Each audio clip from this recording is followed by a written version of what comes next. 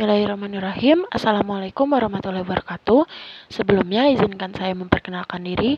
Nama saya Naura Nazifa dengan NIM 2006328. Di sini saya akan mereview mengenai mata kuliah komunikasi dalam PAUD. Yang pertama pada pertemuan 9, yaitu bagaimana cara mengembangkan bahasa pada anak. Dengan cara membentuk kelas menjadi nyaman. Hal ini dapat mempengaruhi kemampuan anak dalam mengembangkan bahasanya. Salah satu cara dalam mengembangkan kelas dan nyaman bagi anak, yaitu dengan cara membuat anak merasa terlibat di dalam kelas dan juga merasa dihargai. Lalu juga membentuk kegiatan-kegiatan yang sederhana dapat dilakukan anak dalam mengembangkan bahasanya.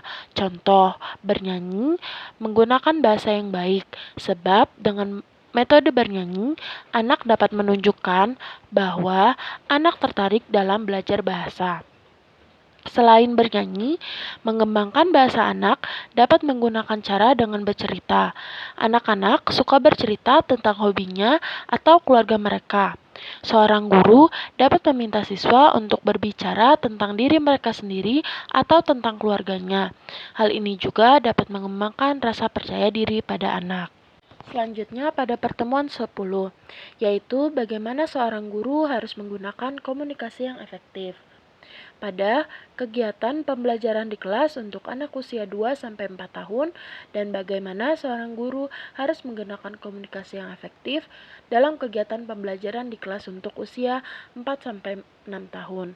Menurut saya, komunikasi efektif dengan anak usia 2-4 tahun adalah dengan menggunakan bahasa yang sederhana dan mudah dipahami, tetapi juga harus menggunakan intonasi yang jelas, lalu dengan bahasa yang berhati-hati. Sebab pada usia 2-4 tahun, anak akan cepat mencontoh apa yang mereka dengar.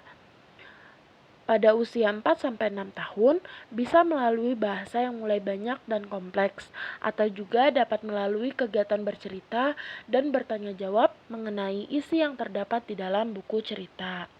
Selanjutnya pada pertemuan 11, yaitu pada artikel yang diterbitkan oleh NEISI, di mana artikel tersebut menjelaskan bahwa anak yang sedang belajar dua bahasa perlu mendapat dukungan dan dorongan dari orang tua ataupun guru dalam pembelajaran dua bahasa, karena sangat penting untuk kesuksesan jangka panjang.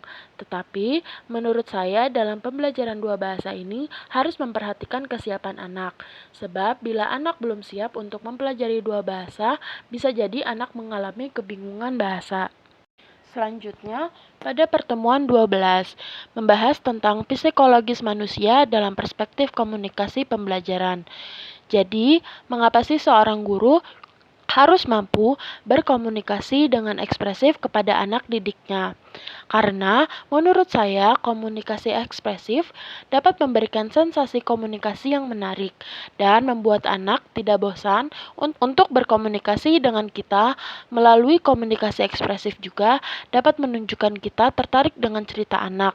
Seperti bila anak sedang senang, guru bisa menunjukkan bahwa guru ikut senang atas cerita anak. Selanjutnya, pertemuan 13 membahas tentang permasalahan komunikasi dalam PAUD. Permasalahan komunikasi antara guru dan anak dapat terjadi pada pembelajaran di mana anak tidak berperan aktif dalam kegiatan pembelajaran. Yang mana situasi ini terdapat kemungkinan bahwa anak merasa bosan dengan kegiatan yang sedang dilakukan. Pada situasi ini, solusi yang dapat dilakukan oleh guru adalah dengan mencari kegiatan yang menarik ataupun hal yang dapat menarik perhatian anak agar bisa kembali fokus pada kegiatan. Contohnya, seperti membuat media pembelajaran yang dapat menarik anak ataupun melibatkan anak dalam kegiatan pembelajaran, seperti memperbolehkan anak untuk bercerita tentang kegiatan yang akan dilakukan hari ini. Yang terakhir pada pertemuan 14 mengenai strategi komunikasi. Menurut Effendi 2008, strategi komunikasi merupakan paduan dari perencanaan komunikasi dan manajemen komunikasi untuk mencapai suatu tujuan. Strategi ini diperlukan untuk memperkecil kemungkinan terjadinya miskomunikasi. B.F. Skinner yang menyatakan bahwa lingkungan memberi pengaruh utama bagi perkembangan bahasa anak. Oleh karenanya, Orang tua dan pendidik perlu aktif mengajak anak berbicara dan memberi contoh menggunakan bahasa yang baik. Maka, hal yang perlu dilakukan oleh pendidik adalah dengan menjalin komunikasi yang baik dengan anak. Contoh, memperhatikan dengan baik bila anak sedang berbicara. Jangan membandingkan anak dengan anak yang lainnya, karena dapat membuat anak kekurangan rasa percaya diri untuk kembali berkomunikasi. Sekian yang dapat saya review mengenai mata kuliah komunikasi dalam PAUD. Mohon maaf bila ada salah kata. Terima kasih. Wassalamualaikum warahmatullahi wabarakatuh.